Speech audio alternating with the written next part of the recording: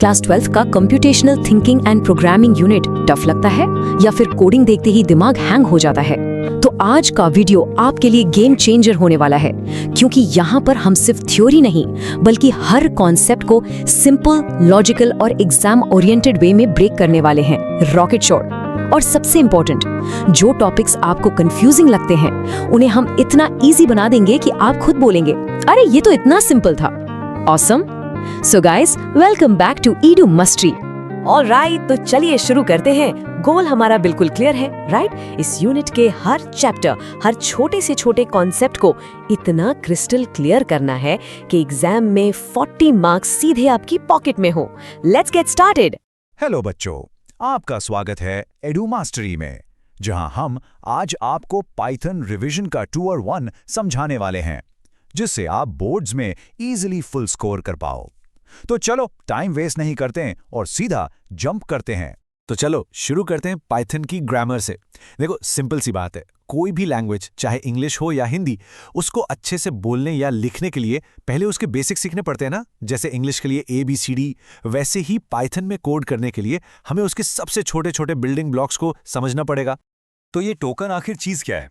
सोचो, आपका पाइथन का प्रोग्राम एक पूरा सेंटेंस है, तो उस सेंटेंस का हर एक वर्ड, हर एक छोटा सा हिस्सा एक टोकन है। बेसिकली ये आपके प्रोग्राम की सबसे छोटी इंडिविजुअल यूनिट है। जब पाइथन इंटरप्रेटर आपके कोड को देखता है ना, तो वो उसको सबसे पहले इन्हीं छोटे छोटे टोकन्स में तोड़ता है ताकि समझ पाए कि आप कहना क्या चाहते हो। अब टोकन्स के टोटल 5 टाइप्स होते हैं: कीवर्ड्स, आइडेंटिफायर्स, लिटरल्स, ऑपरेटर्स और पंक्चुएटर्स। ओके, इन सब नामों को देखकर घबराना नहीं है, सबको रट्टा मारने की कोई ज़रूरत नहीं है। आज हम उन पर फोकस करेंगे जो बोर्ड एग्जाम्स के लिए सबसे इंपॉर्टेंट है, खासकर कीवर्ड्स और आइडेंटिफायर्स। तो पहले आते हैं कीवर्ड्स। ये पाइथन के VIP वर्ड्स हैं, MI नहीं है ये। इनका मतलब पाइथन के लिए पहले से ही फिक्स्ड है, बिल्कुल रिजर्व्ड। जैसे इंग्लिश में इज, एम, आर का एक फिक्स्ड यूज होता है, वैसे ही पाइथन में इफ, फॉर, ट्रू, फॉल्स जैसे वर्ड्स का काम पहले से तय है। आप इनका मतलब बदल नहीं सकते। और हाँ, सबसे इंपॉर्टेंट रूल, आप इनको किसी वेरिएबल का नाम नहीं बना सकते। इनकी कुर्सी रिजर्व्ड है भाई। ठीक है, तो हमने ये तो जान लिया कि कुछ रिजर्व्ड वर्ड्स हैं जिनको हम छेड़ नहीं सकते। तो अब सवाल उठता है कि हम अपनी चीज़ों का नाम रखेंगे कैसे।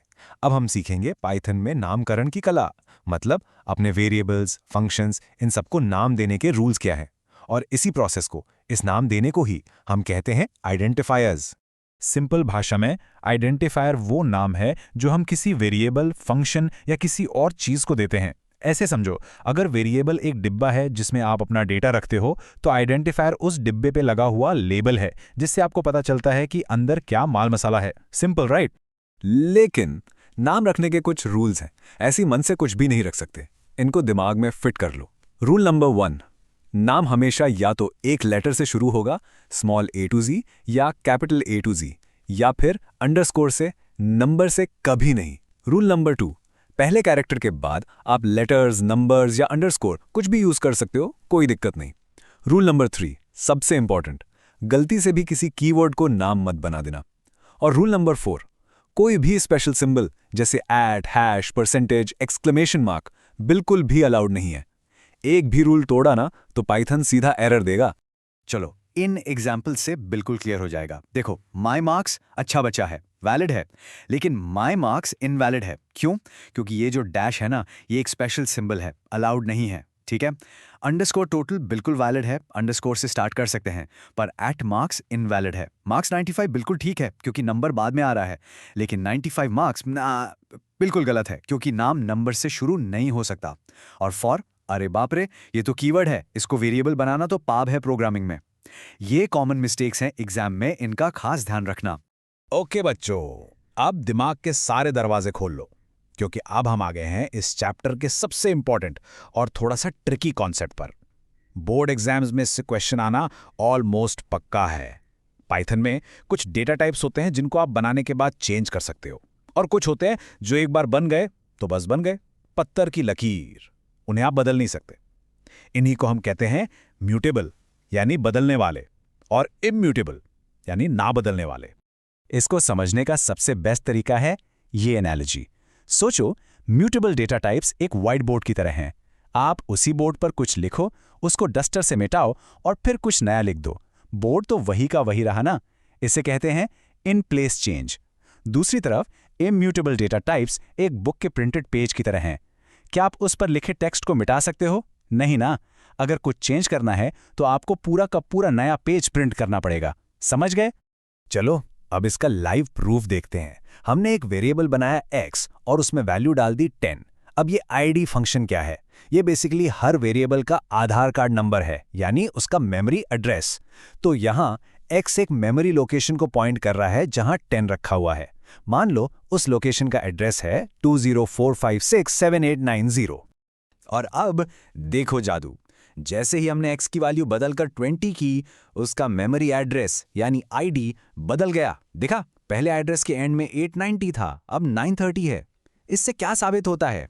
इससे ये साबित होता है कि पाइथन ने पुराने 10 को छेड़ा भी नहीं। उसने मेमोरी में एक बिल्कुल नई जगह पर 20 को बनाया और x को बोला, भाई अब तो उस नई जगह को पॉइंट कर। यही है इम्यूटेबिलिटी का प्रूफ। नई वैल्यू मतलब नया एड्रेस। अब देखते हैं व्हाइट बोर्ड वाला केस, यानी म्यूटेबल डेटा टाइप का कमाल। हमने एक लिस्ट बनाई, माई लिस्ट। याद रखना, लिस्ट म्यूटेबल होती है। हमने इसका ID प्रिंट कराया। मान लो इसका एड्रेस आया 3012345667। अब ध्यान से देखो, हमने अपेंड यूज करके लिस्ट में एक नया आइटम 40 ऐड कर दिया। और जब हमने इसका ID दोबारा चेक किया, वेट, व्हाट, एड्रेस अभी भी वही है, बिल्कुल सेम 3102345667। देखा, यह इन प्लेस चेंज। पाइथन ने कोई नई लिस्ट नहीं बनाई, उसने उसी पुरानी लिस्ट में उसी मेमोरी लोकेशन पर एक और आइटम ऐड कर दिया। व्हाइट बोर्ड वही रहा, बस उस पर कुछ नया लिख दिया गया। आई होप अब म्यूटेबल और इम्यूटेबल का असली फर्क क्लियर हो गया होगा। ये टेबल आपके रिवीजन के लिए एकदम परफेक्ट है। अच्छे से इसको नोट कर लो या स्क्रीनशॉट ले लो। देखो, इंट, फ्लोट, स्ट्रिंग और टपल ये सब इम्यूटेबल है, पत्थर की लकीर। जबकि लिस्ट, डिक्शनरी और सेट ये सब म्यूटेबल है, यानी हमारे व्हाइट बोर्ड। एग्जाम में इस क्लासिफिकेशन से डायरेक्ट क्वेश्चन आ जाता है, बताओ स्ट्रिंग म्यूटेबल है या इम्यूटेबल? तो ये टेबल आपको पूरे मार्क्स दिलाएगा। ओके, तो अब आपको म्यूटेबल और इम्यूटेबल का कॉन्सेप्ट तो क्लियर हो गया, लेकिन इसका असली असर, इसका रियल वर्ल्ड कॉन्सिक्वेंस क्या है? चलो अब मेमोरी का असली खेल देखते हैं, जिसमें आपको पता चलेगा कि ये म्यूटेबल होना इतना डेंजरस क्यों हो सकता है और कैसे दो अलग अलग दिखने वाले वेरिएबल्स अंदर से एक ही हो सकते हैं। चलो स्टेप बाय स्टेप चलते हैं। हमने एक लिस्ट बनाई, लिस्ट A। सिंपल। मेमोरी में क्या हुआ? एक जगह, मान लो लोकेशन 101, उस पर यह लिस्ट 10, 20, 30 जाकर बैठ गई। और लिस्ट A क्या है? वो बस एक नाम है जो उस लोकेशन की तरफ इशारा कर रहा है। अब आती है सबसे इंपॉर्टेंट लाइन, यहां ध्यान दो। हमने लिखा list B is equal to list A। अब ज्यादातर स्टूडेंट्स को क्या लगता है कि लिस्ट B एक नई कॉपी बन गई। ना, यही तो सबसे बड़ा धोखा है। ऐसा बिल्कुल नहीं हुआ है। पाइथन ने कोई नई लिस्ट नहीं बनाई, उसने बस एक नया नाम लिस्ट B बनाया और उसको भी उसी पुरानी मेमोरी लोकेशन 101 की तरफ पॉइंट करवा दिया। तो अब सिचुएशन क्या है? एक ही लिस्ट के दो नाम हो गए हैं, लिस्ट A और लिस्ट B। और अब देखो इसका शॉकिंग रिजल्ट। हमने चेंज किया लिस्ट B में, हमने उसमें 99 ऐड किया, लेकिन जब हमने लिस्ट A को प्रिंट किया तो उसमें भी 99 ऐड हो गया। सरप्राइज! ऐसा क्यों हुआ? सिंपल, क्योंकि दोनों नाम एक ही लिस्ट को, हमारे उस एक ही व्हाइट बोर्ड को पॉइंट कर रहे थे। तो जब आपने लिस्ट B नाम का डस्टर उठाकर व्हाइट बोर्ड पे कुछ लिखा तो वो लिस्ट A नाम से देखने पर भी तो दिखेगा ही ना। ये बोर्ड एग्जाम का सबसे ट्रिकी क्वेश्चन होता है। इस कॉन्सेप्ट को बिल्कुल क्रिस्टल क्लियर कर लो। ओके बच्चों, अब हम आ गए हैं सबसे क्रूशल पार्ट पर। चलो अब बात करते हैं उन रेड फ्लैग्स की, वो कॉमन गलतियां जो स्टूडेंट्स एग्जाम्स में अक्सर करते हैं और जिनकी वजह से उनके मार्क्स कट जाते हैं। आपको ये गलतियां रिपीट नहीं करनी है। चलो टॉप 3 मिस्टेक्स को रिवाइज करते हैं। पहली गलती, इनवैलिड आइडेंटिफायर। वेरिएबल का नाम नंबर से शुरू कर देना, जैसे फर्स्ट अंडरस्कोर नंबर। भूल कर भी मत करना, हमेशा लेटर या अंडरस्कोर से स्टार्ट करो। दूसरी गलती, कीवर्ड को वेरिएबल बना देना। फॉर इज इक्वल्स टू 5 लिखना, ये तो गुनाह है। कीवर्ड्स रिजर्व्ड हैं, उन्हें हाथ मत लगाना। और तीसरी और सबसे बड़ी गलती, जिसे हम म्यूटेबल रेफरेंस ट्रैप कहते हैं, ये भूल जाना कि लिस्ट के लिए B is equals to A करने से कॉपी नहीं बनती, बल्कि एक ही लिस्ट के 2 नाम बन जाते हैं। ये 3 चीजें याद रखोगे तो मार्क्स नहीं कटेंगे। चलो इस एक्सप्लेनर को खत्म करने से पहले एक ब्रेन टीजर आपके लिए। थोड़ा सोचो और इसका जवाब कमेंट्स में जरूर देना। मान लो आपको एक यूजर का बैंक अकाउंट बैलेंस स्टोर करना है जो बार बार चेंज होता रहता है, कभी पैसे आए कभी गए। तो इस काम के लिए आप एक म्यूटेबल डेटा टाइप यूज करना पसंद करोगे या इम्यूटेबल, और क्यों? इस पर सोचना, इससे आपके कॉन्सेप्ट्स और भी क्लियर हो जाएंगे। ऑल द बेस्ट, अच्छे से रिवाइज करना। हेलो बच्चों, कैसे हो सब? चलो आज पाइथन का एक बहुत ही इंपॉर्टेंट और आई प्रॉमिस बहुत सिंपल टॉपिक समझेंगे, एक्सेप्शन हैंडलिंग। नाम सुन के डर लगता है, I know, but trust me, इस क्लास के एंड तक ये कॉन्सेप्ट आपके लिए बिल्कुल ईजी हो जाएगा। रेडी? Let's start. तो ये है अपना आज का रोड मैप। हम एकदम बेसिक से एक क्रिकेट मैच के एग्जाम्पल से शुरू करेंगे, फिर एरर और एक्सेप्शन के बीच का डिफरेंस समझेंगे, और उसके बाद हम पाइथन के main tools try, except, else, finally को एक एक करके मास्टर कर लेंगे। So let's get into it. तो चलिए शुरू करते हैं। कभी आपके साथ ऐसा हुआ है कि आपने कोई प्रोग्राम लिखा, सब कुछ ठीक लग रहा था, और जैसे ही आपने रन किया, एंड मोमेंट पे आके वो क्रैश हो गया। बस उसी मोमेंट की कहानी है ये। इसको ना एक सिंपल एनालॉजी से समझो। इमेजिन करो आप क्रिकेट खेल रहे हो, बहुत ही एक्साइटिंग मैच चल रहा है, लास्ट ओवर है, जीतने ही वाले हो, और अचानक से जोर से बारिश शुरू हो जाती है। क्या हुआ? गेम रुक गया, राइट? आपका जो प्रोग्राम था आराम से चल रहा था, बट एक ऐसी चीज हुई जिसका आपको अंदाजा नहीं था, और उसने सब कुछ रोक दिया। बस प्रोग्रामिंग में इसी अचानक वाली बारिश को हम कहते हैं एक्सेप्शन। सिंपल भाषा में ये एक अनएक्सपेक्टेड इवेंट है जो आपके प्रोग्राम के चलते चलते बीच में आ जाता है और आपके प्रोग्राम का जो नॉर्मल फ्लो है उसको तोड़ देता है। It's that simple. जो हमने सोचा नहीं था वो हो गया। ओके, तो इससे पहले कि हम इन रेनी डेज से डील करना सीखें, एक चीज क्लियर करना बहुत जरूरी है। दो तरह की प्रॉब्लम्स होती हैं, एरर्स और एक्सेप्शंस। सुनने में एक जैसे लगते हैं, बट ट्रस्ट मी, ये बिल्कुल अलग हैं। अब यहां देखो, सिंटैक्स एरर का सीधा सा मतलब है कि आपने प्रोग्रामिंग के रूल्स ही तोड़ दिए। मान लो प्रिंट की स्पेलिंग गलत लिख दी। ये तो वही बात हो गई कि आप क्रिकेट के रूल्स ही गलत फॉलो कर रहे हो। इस केस में गेम शुरू ही नहीं होगा, पाइथन आपका प्रोग्राम रन ही नहीं करेगा। लेकिन एक्सेप्शन तब आता है जब आपका कोड सिंटैक्स वाइज बिल्कुल ठीक है, सारे रूल्स फॉलो किए हैं, पर जब प्रोग्राम रन हो रहा था तब कोई गड़बड़ हो गई। जैसे मैच चलते चलते बारिश आ गई। प्रोग्राम स्टार्ट तो होता है, पर बीच में ही अचानक से बंद हो जाता है। तो अब आते हैं सोल्यूशन पर। जैसे मैच में बारिश के लिए एक प्लान बी होता है, वैसे ही कोडिंग में इन अनएक्सपेक्टेड प्रॉब्लम्स के लिए हमारा प्लान बी है ट्राई और एक्सेप्ट। ये हमारा सेफ्टी नेट है जो प्रोग्राम को क्रैश होने से बचाता है। अब जरा इस कोड को देखो, बहुत सिंपल सा कोड है। a की वैल्यू 10 है, b की वैल्यू 0 है, और हम a को b से डिवाइड करके प्रिंट कर रहे हैं। देखने में तो बिल्कुल ठीक लग रहा है ना? सिंटैक्स में तो कोई गलती नहीं है। तो आपको क्या लगता है जब ये रन होगा तो क्या होगा? सोचो, अपने स्कूल की मैथ्स याद करो। क्या हम किसी भी नंबर को 0 से डिवाइड कर सकते हैं? नहीं ना, वो अनडिफाइंड होता है। तो बेचारा कंप्यूटर कैसे करेगा? एंड बूम, प्रोग्राम हो गया क्रैश। और देखो, कंप्यूटर चिल्ला चिल्ला के क्या बोल रहा है? 0 डिवीजन एरर, डिवीजन बाय 0। ये एक एक्सेप्शन है। प्रोग्राम चलता हुआ अचानक से बंद हो गया। हमें बस इसी क्रैश को होने से रोकना है। और इससे बचने के लिए आते हैं हमारे दो हीरोज, ट्राई और एक्सेप्ट। इनको ऐसे समझो, ट्राई ब्लॉक के अंदर हम वो कोड रखते हैं जो थोड़ा रिस्की है, जिसके गड़बड़ करने के चांसेस हैं, और एक्सेप्ट ब्लॉक में हम वो कोड लिखते हैं जो सिर्फ तब चलेगा जब ट्राई ब्लॉक फेल हो जाएगा। बेसिकली ट्राई करके देखो, अगर प्रॉब्लम आई तो एक्सेप्ट उसको कैच कर लेगा। तो देखो हमने इसको कैसे ठीक किया। वो जो रिस्की लाइन थी ना, प्रिंट 10 डिवाइडेड बाय 0, उसको हमने ट्राई ब्लॉक के अंदर डाल दिया।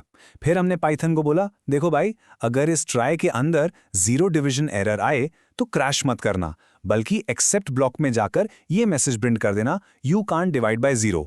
अब देखो, प्रोग्राम क्रैश नहीं हुआ, उसने हमें एक फ्रेंडली सा मैसेज दे दिया, प्रॉब्लम सॉल्व्ड। बहुत बढ़िया। अब आपको बेसिक सेफ्टी नेट बनाना आ गया है, पर कहानी यहां खत्म नहीं होती। पाइथन हमें 2 और पावरफुल टूल्स देता है, एल्स और फाइनली। इनसे हमें अपने कोड पर और भी बेहतर कंट्रोल मिलता है। तो ये है पूरा स्ट्रक्चर। स्टेप बाय स्टेप समझते हैं। सबसे पहले ट्राई ब्लॉक चलता है। अगर उसमें एरर आ गया तो सीधा एक्सेप्ट ब्लॉक चलेगा, सिंपल। लेकिन अगर ट्राई ब्लॉक में कोई भी एरर नहीं आया तो एक्सेप्ट स्किप हो जाएगा और एल्स ब्लॉक चलेगा। और इन सब के बाद है फाइनली। ये तो सबका बॉस है। ये ब्लॉक हमेशा चलेगा चाहे एरर आए या ना आए। क्रिकेट एनालॉजी पे वापस जाते हैं। एल्स ब्लॉक तब चलेगा जब बारिश नहीं हुई और मैच सक्सेसफुली कंप्लीट हो गया। और फाइनली मतलब मैच के बाद स्टंप्स निकालना, वो तो करना ही पड़ेगा चाहे मैच पूरा हुआ हो या बारिश से रुक गया हो। चलो इसका एक एग्जाम्पल देखते हैं। यहाँ हम 10 डिवाइडेड बाई 2 कर रहे हैं। क्या इसमें कोई एरर आएगा? नहीं, बिल्कुल सेफ है। तो ट्राई ब्लॉक सक्सेसफुली रन हो जाएगा, इसलिए एक्सेप्ट ब्लॉक स्किप हो जाएगा। फिर क्योंकि कोई एरर नहीं था, एल्स ब्लॉक चलेगा और प्रिंट करेगा सक्सेस। और आखिर में फाइनली ब्लॉक तो चलेगा ही चलेगा और एग्जीक्यूशन फिनिश्ड प्रिंट हो जाएगा। क्लियर?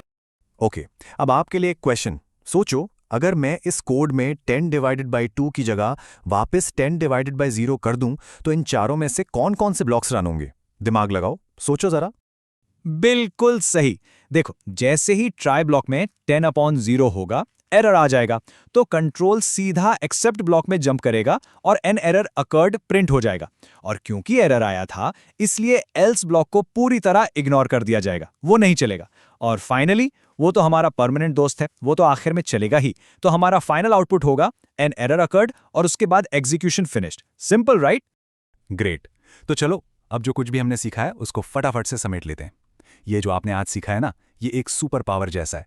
इससे आपका कोड क्रैश प्रूफ बनता है, वो मजबूत बनता है और आपके यूजर्स को गंदे गंदे एरर मैसेजेस नहीं दिखते। अब ये कुछ कॉमन एक्सेप्शंस है, इनको ध्यान में रखना, एग्जाम के लिए भी इंपॉर्टेंट है। जीरो डिवीजन एरर तो आप अब मास्टर कर चुके हो। वैल्यू एरर तब आता है जब आप किसी स्ट्रिंग जैसे ABC को नंबर बनाने की कोशिश करते हो। नेम एरर तब आता है जब आप कोई ऐसा वेरिएबल यूज करते हो जो आपने बनाया ही नहीं। इंडेक्स एरर लिस्ट के साथ होता है जब आप लिस्ट की रेंज के बाहर का कोई आइटम मांगते हो। और टाइप एरर तब होता है जब आप गलत टाइप की चीज़ों पे ऑपरेशन करते हो, जैसे एक स्ट्रिंग को दूसरी स्ट्रिंग से मल्टीप्लाई करना। इनको जानने से आप और स्पेसिफिक एक्सेप्ट ब्लॉक्स लिख सकते हो। तो एक लास्ट फाइनल क्विक रिवीजन, ये टेबल अपने दिमाग में फिट कर लो।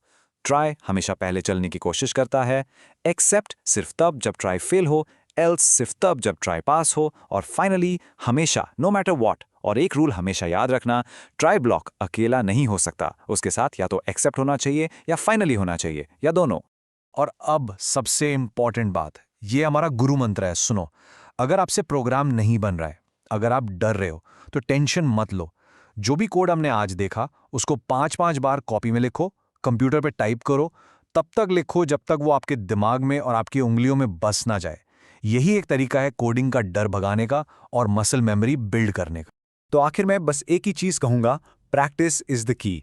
एरर से डरना नहीं है, एरर आना फेलियर नहीं है।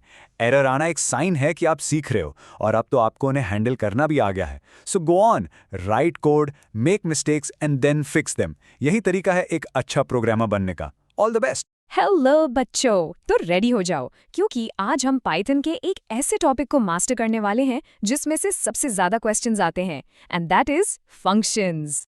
अच्छा चलो, एक सिंपल सा सवाल है आपसे। जब आप कोड लिखते हो तो कभी ऐसा होता है कि सेम 4-5 लाइन का कोड आपको बार बार अलग अलग जगहों पर यूज करना पड़ता है, और आपका सोल्यूशन क्या होता है? Simple, copy and paste, right? बस इसी प्रॉब्लम का, इसी रेपिटेशन का जो बेस्ट सोल्यूशन है ना, उसी का नाम है फंक्शंस। तो ये है हमारा आज का रोड मैप। हम बिल्कुल स्क्रैच से शुरू करेंगे कि फंक्शंस आखिर हैं क्या। फिर हम देखेंगे कि पाइथन में कितनी तरह के फंक्शंस अवेलेबल हैं, और सबसे इंपॉर्टेंट, हम अपने फंक्शंस कैसे बना सकते हैं। उसके बाद बोर्ड एग्जाम्स का one of the most favourite topics, parameters और आर्ग्यूमेंट्स का डिफरेंस, फिर आर्ग्यूमेंट्स के टाइप्स, और फाइनली फंक्शन से वैल्यूज रिटर्न कैसे लेते हैं। तो चलो लेट्स गेट स्टार्टेड। तो ये फंक्शंस है क्या? What's the big deal? Simple words में ये आपकी कोडिंग की सुपर पावर है। सोचो, आप एक रेस्टोरेंट में गए। आप या तो अलग अलग ऑर्डर कर सकते हो, एक बर्गर, एक फ्राइज, एक कोक, या आप स्मार्ट हो, आप सीधा एक कॉम्बो मील ऑर्डर कर लोगे जिसमें ये तीनों चीजें आती हैं। फंक्शन एग्जैक्टली वही कॉम्बो मील है। जो काम आप बार बार कर रहे हो उसको एक पैकेज में बंद करके उसको एक नाम दे दिया, simple.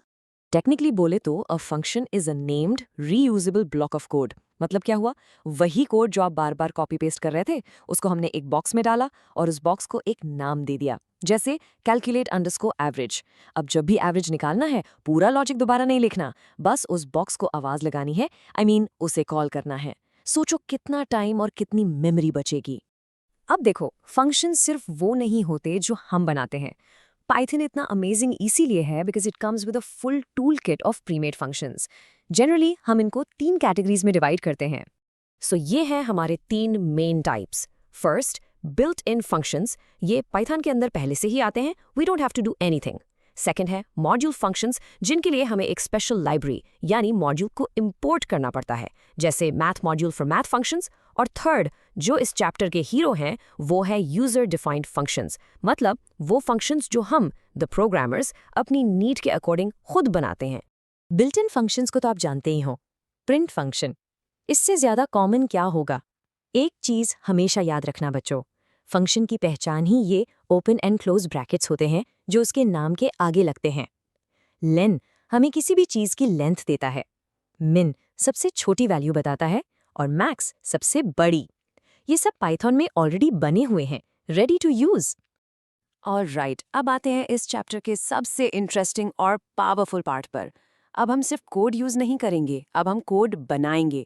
We will create our own functions जो हमारी कॉपी पेस्ट की प्रॉब्लम को हमेशा के लिए सॉल्व कर देंगे और हमारे कोड को एक प्रोफेशनल लुक देंगे। अपना function banana it's actually very simple. आपको डेफ कीवर्ड से स्टार्ट करना है, जो डिफाइन का शॉर्ट फॉर्म है। उसके बाद फंक्शन को एक मीनिंगफुल नाम दो, लाइक calc_sum। फिर ये ब्रैकेट्स आएंगे, एंड वेरी इंपॉर्टेंट, लास्ट में ये कोलन मत भूलना।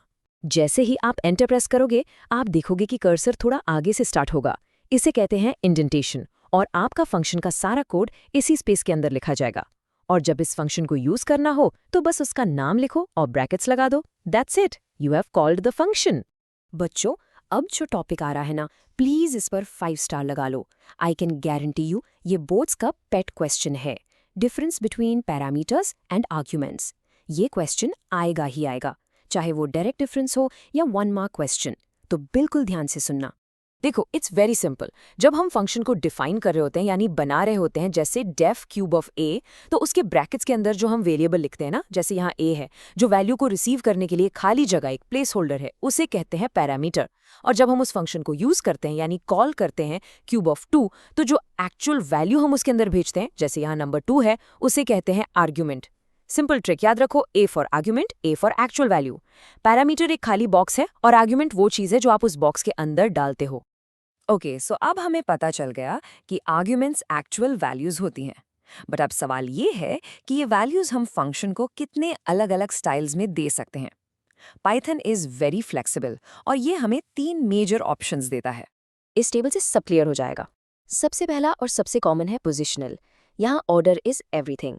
अगर फंक्शन है diff of a, b और आपने कॉल किया diff of 10, 5, तो a को 10 मिलेगा और b को 5। सिंपल। सेकंड है कीवर्ड। यहाँ हमें ऑर्डर की कोई टेंशन नहीं, हम सीधा नाम से बताते हैं कि किस पैरामीटर को क्या वैल्यू देनी है, जैसे diff of b = 5, a = 10। यहाँ ऑर्डर उल्टा भी हो तो कोई फर्क नहीं पड़ता। और तीसरा है डिफ़ॉल्ट। हम फंक्शन बनाते वक्त ही किसी पैरामीटर को एक डिफ़ॉल्ट वैल्यू दे सकते हैं, जैसे r = 0.10। इसका फायदा यह है कि अगर कॉल करते टाइम यूजर r की वैल्यू नहीं देता तो प्रोग्राम एरर नहीं देगा, वो ऑटोमेटिकली इस डिफ़ॉल्ट वैल्यू को यूज कर लेगा। It's like a backup plan. Default arguments के साथ एक गोल्डन रूल है जिसे आप तोड़ नहीं सकते। जब आप फंक्शन डिफाइन कर रहे हो तो हमेशा नॉन डिफ़ॉल्ट पैरामीटर्स पहले आएंगे और डिफ़ॉल्ट वाले पैरामीटर्स उनके बाद यानी एंड में आएंगे। आप ऐसा कभी नहीं कर सकते कि डेफ फंक a = 10, b। ये एक सिंटैक्स एरर है, क्योंकि पाइथन को हमेशा नॉन डिफ़ॉल्ट वैल्यूज पहले चाहिए होती हैं। सो अभी तक हमारे फंक्शंस आपसे इनपुट ले रहे थे, कुछ काम कर रहे थे और प्रिंट स्टेटमेंट से रिजल्ट स्क्रीन पर दिखा रहे थे। लेकिन व्हाट इफ आपको वो रिजल्ट सिर्फ देखना नहीं है? व्हाट इफ आपको उस रिजल्ट को अपने प्रोग्राम में आगे किसी और कैलकुलेशन में यूज करना है? उसके लिए फंक्शन को वो वैल्यू आपको वापस देनी पड़ेगी, और ये काम करता है हमारा रिटर्न कीवर्ड। और बस यहीं पर आता है एक और बहुत कॉमन कंफ्यूजन जो हर स्टूडेंट को होता है। प्रिंट और रिटर्न में फ़र्क क्या है? दोनों ही तो कुछ आउटपुट दे रहे हैं। बट नो, उनका पर्पस और उनकी वर्किंग ज़मीन आसमान का फ़र्क है। चलो, let's clear this confusion once and for all. इस स्लाइड को आराम से देखो। जब हमने ऐड प्रिंट फंक्शन को कॉल किया, उसने 8 को सीधा स्क्रीन पर डिस्प्ले कर दिया। दैट्स इट, कहानी वही खत्म। बट जब हमने ऐड रिटर्न फंक्शन को कॉल किया, स्क्रीन पर कुछ नहीं आया। उसने 8 को कैलकुलेट करके चुपचाप वापस भेज दिया, जिसे हमने एक वेरिएबल रिजल्ट में स्टोर कर लिया। अब हम उस रिजल्ट वेरिएबल को प्रिंट करें या आगे उसमें 10 ऐड करें, it's our choice. So print is just for display, return is for getting a value back that you can actually use later. ये लाइन अपने दिमाग में सेट कर लो। जब कोई फंक्शन कुछ रिटर्न करता है, तो जहां पर हम उस फंक्शन को कॉल करते हैं ना, कंप्यूटर के लिए वो पूरा फंक्शन कॉल उस रिटर्न वैल्यू से रिप्लेस हो जाता है। मतलब कंप्यूटर की नज़र में रिजल्ट को इक्वल टू ऐड रिटर्न 53 लिखना और रिजल्ट को इक्वल टू 8 लिखना is exactly the same thing. The function call itself becomes the value. That's why return is so powerful. चलो, एग्जाम से पहले एक final super fast revision. Functions def keyword से बनते हैं, कोड को रीयूजेबल बनाते हैं। फंक्शन बनाते टाइम जो वेरिएबल है वो है पैरामीटर, और कॉल करते टाइम जो एक्चुअल वैल्यू है वो है आर्ग्यूमेंट। प्रिंट सिर्फ दिखाने के लिए है, रिटर्न वैल्यू को वापस लाने के लिए है, ताकि हम उसे आगे यूज कर सकें। और 3 तरह के arguments, positional, keyword and default, इनके रूल्स को अच्छे से याद कर लेना। बस इतना कर लिया and I am sure functions chapter में फुल मार्क्स लाने से आपको कोई नहीं रोक सकता। तो बच्चों, इस कोड को हमेशा याद रखना। मिलकर मेहनत करेंगे, धूम मचाएंगे, 100 आउट ऑफ 100 लेकर के आएंगे। फंक्शंस के क्वेश्चंस को खूब प्रैक्टिस करो, और अगर कोई भी कैसा भी डाउट हो, feel free to ask in the comments. All the very best. Hello बच्चों, कैसे हो सब लोग? Welcome back. चलो, आज हम पाइथन का एक सुपर इंपॉर्टेंट चैप्टर शुरू करने वाले हैं, फाइल हैंडलिंग। सही में ये चैप्टर इतना ज़रूरी है ना कि इसके बिना आपके जो बड़े प्रोजेक्ट्स होते हैं, जैसे कि गेम डेवलपमेंट या डेटा एनालिसिस, वो अधूरे ही रह जाएंगे। तो चलो, इसको ना एकदम प्रो लेवल तक मास्टर करते हैं। रेडी हो? ओके, सो ये है हमारा आज का रोड मैप। बिल्कुल सिंपल रखेंगे। सबसे पहले हम समझेंगे कि भाई फाइल्स की ज़रूरत ही क्यों है, मेमोरी का क्या प्रॉब्लम है। फिर हम देखेंगे कि टेक्स्ट, बाइनरी और CSV फाइल्स में क्या फ़र्क होता है। उसके बाद हम सीखेंगे फाइल ऑपरेशंस को मास्टर करना। फिर CSV मॉड्यूल की पावर देखेंगे। और हाँ, सबसे इंपॉर्टेंट, जो कॉमन एरर्स आती ना, उन्हें सॉल्व करना सीखेंगे।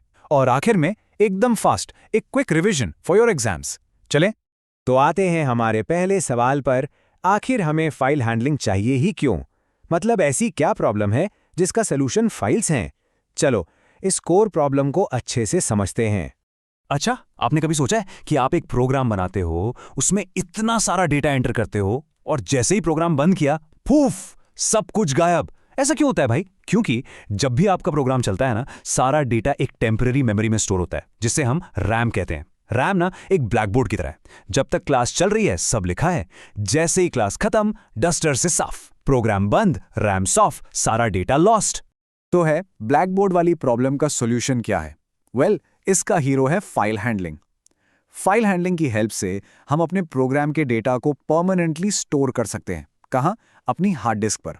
तो ये ब्लैकबोर्ड की जगह एक परमानेंट नोटबुक बनाने जैसा है आपके प्रोग्राम के लिए, एक डायरी जिसमें वो अपनी सारी बातें, सारा डेटा हमेशा के लिए सेव करके रख सकता है। Simple, right? चलो, आगे बढ़ते हैं। अब हमें ये तो पता चल गया कि डेटा सेव करना है, पर सवाल यह है कि किस तरह की फाइल में सेव करें। ये जानना बहुत बहुत ज़रूरी है, क्योंकि हर फाइल टाइप का ना अपना एक स्पेशल पर्पस होता है। ओके, तो सबसे पहले 2 मेन टाइप्स को कंपेयर करते हैं, टेक्स्ट फाइल्स और बाइनरी फाइल्स। देखो, टेक्स्ट फाइल्स जैसे आपकी नोटपैड फाइल होती हैं, वो ह्यूमन रीडेबल होती हैं, मतलब आप उन्हें खोलकर आराम से पढ़ सकते हो, सिंपल। दूसरी तरफ बाइनरी फाइल्स जो होती हैं वो मशीन रीडेबल होती हैं, जैसे कि इमेजेस, वीडियोस या ऑडियो फाइल्स। इनको कंप्यूटर डायरेक्टली समझ जाता है बिना किसी ट्रांसलेशन के, और इसीलिए ये बहुत फास्टर होती हैं। एक एनालॉजी से समझो, अगर आपको और मुझे दोनों को इंग्लिश आती है तो हम कितनी फास्ट बात कर सकते हैं, राइट? ये है बाइनरी फाइल। लेकिन अगर आपको फ्रेंच आती है और मुझे सिर्फ हिंदी, तो हमें बीच में एक ट्रांसलेटर चाहिए होगा। इससे क्या होगा? कॉन्वर्सेशन स्लो हो जाएगी। बस यही फर्क है बाइनरी और टेक्स्ट फाइल में। कंप्यूटर को टेक्स्ट फाइल पढ़ने के लिए ट्रांसलेट करना पड़ता है। अब इस टेबल को देखो, एकदम सब कुछ क्लियर हो जाएगा। देखो, text file human readable, simple text के लिए, पर थोड़ी सी slow. Binary file machine readable, complex data जैसे इमेजेस के लिए बेस्ट और सुपर फास्ट। और फिर आती है हमारी स्पेशल फाइल CSV। CSV क्या है? ये बेसिकली एक टेक्स्ट फाइल ही है, लेकिन इसका स्पेशल यूज है टैबलेट डेटा, मतलब स्प्रेडशीट जैसा रोज एंड कॉलम्स वाला डेटा स्टोर करने के लिए, बिल्कुल एक्सेल शीट की तरह। तो अब आपको फाइल टाइप्स का आइडिया तो लग गया है। अब आते हैं असल प्रैक्टिकल पार्ट पर। पता है, किसी भी फाइल के साथ काम करना, चाहे वो कोई भी टाइप की हो, हमेशा सिर्फ 3 सिंपल गोल्डन स्टेप्स में ही होता है। ये 3 स्टेप्स हमेशा याद रखना बच्चों, एकदम। स्टेप 1, फाइल को ओपन करो। स्टेप 2, उस पर ऑपरेट करो, यानी या तो उससे डेटा रीड करो या उसमें डेटा राइट करो। और सबसे क्रूशल स्टेप 3, काम खत्म होने के बाद फाइल को क्लोज जरूर करना। इसको ना एक आदत बना लो। अगर आप फाइल क्लोज नहीं करोगे तो पता है क्या होगा? आपके चेंजेस सेव ही नहीं होंगे और कंप्यूटर के रिसोर्सेज भी फ्री नहीं होंगे। So always close the file. अच्छा, जब हम फाइल ओपन करते हैं ना, तो हमें पाइथन को बताना पड़ता है कि सुनो, हम इस फाइल के साथ करना क्या चाहते हैं। इसे कहते हैं मोड, और ये टेबल एग्जाम के लिए बहुत इंपॉर्टेंट है। आर मोड मतलब रीड, सिंपल। डब्ल्यू मोड मतलब राइट। इसका मतलब है पुराना सब कुछ डिलीट करके नया लिखो, बिल्कुल एक पेज को साफ करके फ्रेश स्टार्ट करने जैसा। ए मोड है अपेंड। इसका मतलब है पुराना डेटा वैसा ही रहेगा और नया डेटा फाइल के एंड में ऐड हो जाएगा, ठीक है। और R+ से आप रीड और राइट दोनों कर सकते हो। चलो एक छोटा सा कोड एग्जाम्पल देखते हैं। देखो, पहली लाइन में f = open student.txt, w। इससे हम student.txt नाम की फाइल को w यानी राइट मोड में ओपन कर रहे हैं और उस फाइल के ऑब्जेक्ट को f वेरिएबल में स्टोर कर रहे हैं। फिर दूसरी लाइन में f.write hello students। Right function का यूज करके हम फाइल में हेलो स्टूडेंट्स लिख रहे हैं। और सबसे आखिर में क्या करना है? Exactly f.close। इससे हम फाइल को क्लोज कर रहे हैं। सिंपल है ना? ओके, अब सोचो, मान लो आपके पास डेटा एक प्रॉपर टेबल की फॉर्म में है, जैसे स्टूडेंट्स का रोल नंबर, नाम और उनके मार्क्स। अब ऐसे स्ट्रक्चर्ड डेटा के लिए पाइथन में एक सुपरस्टार है और उसका नाम है CSV फाइल। CSV फाइल्स के साथ काम करने के लिए ना, पाइथन ने हमें एक स्पेशल टूल दिया है, द CSV मॉड्यूल। इससे काम इतना आसान हो जाता है, आप सोच भी नहीं सकते। सबसे पहला स्टेप, इंपोर्ट CSV करके उस मॉड्यूल को बुलाना है। फिर डेटा लिखने के लिए हम CSV.writer से एक राइटर ऑब्जेक्ट बनाते हैं। अगर आपको एक सिंगल रो लिखनी है तो राइट रो यूज करो, और अगर एक साथ बहुत सारी रोज लिखनी है तो राइटर रोज यूज करो। Easy PG. तो इस एग्जाम्पल को ध्यान से देखो। सबसे पहले इंपोर्ट CSV किया, सिंपल। फिर डेटा नाम का एक वेरिएबल बनाया। अब यहां ध्यान दो, ये एक लिस्ट के अंदर लिस्ट्स हैं। हर अंदर वाली लिस्ट फाइल में एक नई रो बनेगी, ठीक है। फिर हमने students.csv फाइल को W मोड में ओपन किया, और यहां एक एक्स्ट्रा चीज है, न्यू लाइन इक्वल्स टू। इसके बारे में हम आगे बात करेंगे, बट ये बहुत इंपॉर्टेंट है। अब CSV.writer से एक राइटर ऑब्जेक्ट बनाया। समझो कि ये एक स्पेशल पेन है जो CSV फॉर्मेट में लिखने में एक्सपर्ट है। और फिर writer.writer रोज डेटा से पूरा का पूरा डेटा एक झटके में फाइल में लिख दिया। और फाइनली f.close। बस इतना ही है। चलो अब आते हैं सबसे प्रैक्टिकल पार्ट पर, एरर्स। देखो, जब आप कोडिंग करोगे तो एरर्स आएंगी, ये नॉर्मल है, घबराना बिल्कुल नहीं है। चलिए देखते हैं फाइल हैंडलिंग के सबसे कॉमन एरर्स कौन से हैं और उन्हें कैसे आराम से फिक्स करना है। ये वाला पार्ट आपके प्रैक्टिकल एग्जाम्स के लिए सुपर इंपॉर्टेंट है। ये सवाल हर स्टूडेंट पूछता है कि सर, हमने फाइल में कुछ लिखने की कोशिश की और प्रोग्राम क्रैश हो गया, एरर आ गया, अनसपोर्टेड ऑपरेशन नॉट राइटेबल। ऐसा क्यों होता है? इसका रीजन इतना सिंपल है ना, मोड मिसमैच। आपने पाइथन को बोला कि फाइल सिर्फ R यानी रीड मोड में खोलनी है, लेकिन फिर आप उसमें लिखने की कोशिश कर रहे हो। ये तो वही बात हुई कि आपने लाइब्रेरी से बुक सिर्फ पढ़ने के लिए ली और उसमें पेन से लिखना शुरू कर दिया। सिंपल सोल्यूशन, अगर लिखना है तो फाइल को W या A मोड में ओपन करो। बस हमेशा अपने ऑपरेशन और मोड को मैच करो, दैट्स द रूल। ओके, अब ये एक थोड़ा ट्रिकी प्रॉब्लम है और ये बिगिनर्स को बहुत कंफ्यूज करता है। आप एक CSV फाइल बनाते हो अपने कंप्यूटर पे, सब एकदम परफेक्ट चलता है, लेकिन जैसे ही आप वही फाइल अपने दोस्त के कंप्यूटर पे खोलते हो, उसमें एक्स्ट्रा ब्लैंक लाइंस आ जाती हैं। ऐसा क्यों? What is this magic? Well, इसका रीजन है एक क्रॉस प्लेटफॉर्म इशू। सिंपल भाषा में, अलग अलग ऑपरेटिंग सिस्टम्स जैसे विंडोज और मैक एक लाइन के एंड को अलग अलग तरीके से मार्क करते हैं। विंडोज /R और /N दोनों यूज करता है, जबकि मैक और लिनक्स सिर्फ /N यूज करते हैं। अब होता क्या है कि जब पाइथन CSV फाइल लिखता है तो वो इसको ऑटोमेटिकली ट्रांसलेट करने की कोशिश करता है और CSV.writer गलती से एक एक्स्ट्रा ब्लैंक लाइन ऐड कर देता है। तो इस प्रॉब्लम का गोल्डन सोल्यूशन क्या है? ये, जब आप फाइल ओपन करते वक्त ये छोटा सा पैरामीटर ऐड कर देते हो तो आप बेसिकली पाइथन को बोल रहे हो कि भाई तुम अपना दिमाग मत लगाओ, कोई ट्रांसलेशन मत करो, जैसा मैं दे रहा हूं वैसा ही लिख दो। बस इससे आपकी एक्स्ट्रा ब्लैंक लाइन वाली प्रॉब्लम सॉल्व हो जाती है और आपका कोड हर OS पर परफेक्टली चलता है। आई एम टेलिंग यू, ये वाइवा का फेवरेट क्वेश्चन है, इसको हमेशा याद रखना। Alright, time for a super fast high energy revision. अभी तक जो भी पढ़ा है ना, उसके सबसे इंपॉर्टेंट पॉइंट्स को जल्दी से रिवाइज करते हैं ताकि एग्जाम्स में आपको कोई भी दिक्कत ना हो। Let's do it. Okay, ready, let's go. क्यों चाहिए फाइल हैंडलिंग? डेटा को परमानेंटली स्टोर करने के लिए। कितने टाइप की files? 3, text, human readable, binary, machine readable और फास्ट। और CSV टैबुलर डेटा के लिए गोल्डन स्टेप्स क्या हैं? Open, operate, close. सबसे important modes R for read, W for write over write और A for append. Structured data के लिए कौन सा मॉड्यूल? CSV module. और राइट रॉस से मल्टीपल रोज एक साथ लिखो। लास्ट में cross platform blank line problem का अल्टीमेट फिक्स क्या है? You got it, new line equals to bank square. तो बच्चों, अब आप डेटा को परमानेंटली सेव करना सीख गए हो। ये एक बहुत ही पावरफुल स्किल है, ट्रस्ट मी। अब आप सोचो, आप इस स्किल को यूज करके सबसे पहला यूजफुल प्रोग्राम क्या बनाओगे? शायद एक टू डू लिस्ट, या अपने दोस्तों के फोन नंबर्स मैनेज करने का एक सिस्टम, या शायद ये बड़े डेटा सेट्स को एनालाइज करने का आपका पहला स्टेप है। The possibilities are endless, so keep practicing and keep building amazing things. Best of luck. नमस्ते स्टूडेंट्स, आज हम कंप्यूटर साइंस का एक बहुत ही फाउंडेशनल कॉन्सेप्ट समझेंगे, डेटा स्ट्रक्चर्स, और उसमें भी स्पेसिफिकली स्टैक। देखो, ये एक ऐसा बिल्डिंग ब्लॉक है जो आपको आगे जाके प्रोग्रामिंग में हर जगह मिलेगा, तो इसे अच्छे से समझना बहुत ज़रूरी है। चलिए शुरू करते हैं। तो इस एक्सप्लेनर में हम इन सारे टॉपिक्स को कवर करने वाले हैं।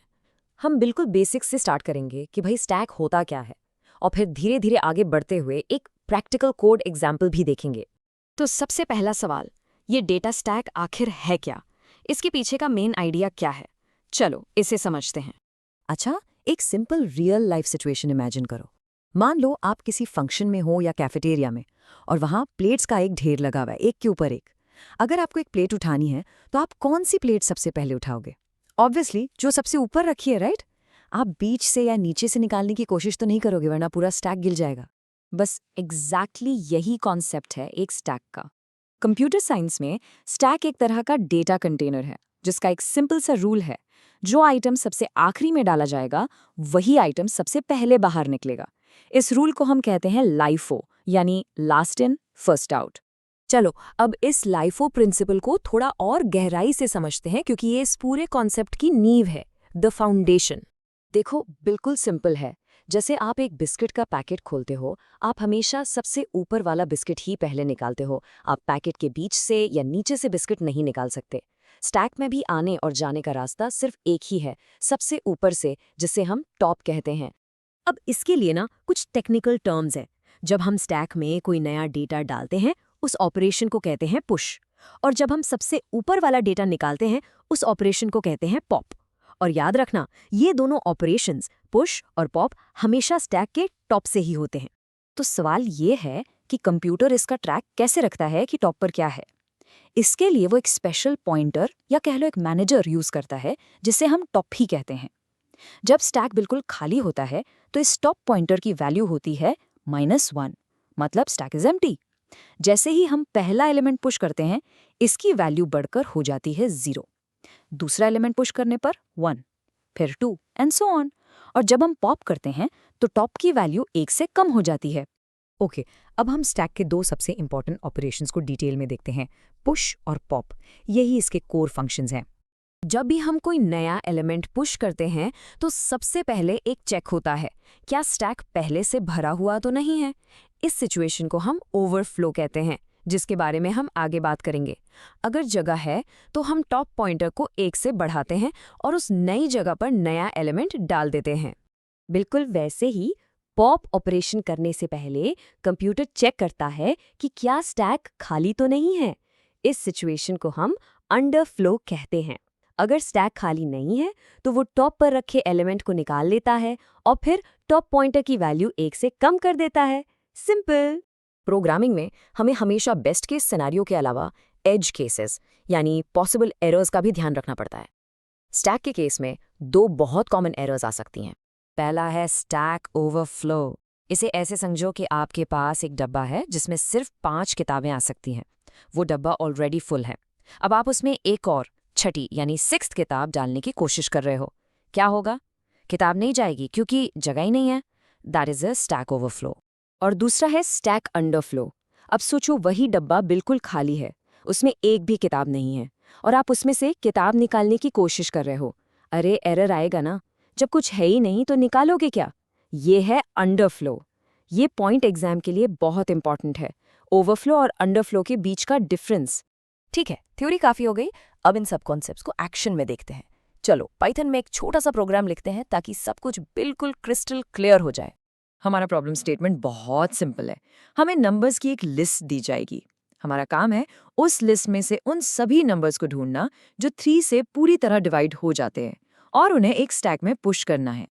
तो मान लो ये हमारी इनपुट लिस्ट है जिसका नाम है LST, और शुरू में हमारा स्टैक, जिसे हम पाइथन में एक एम्प्टी लिस्ट से रिप्रेजेंट कर रहे हैं, वो बिल्कुल खाली है।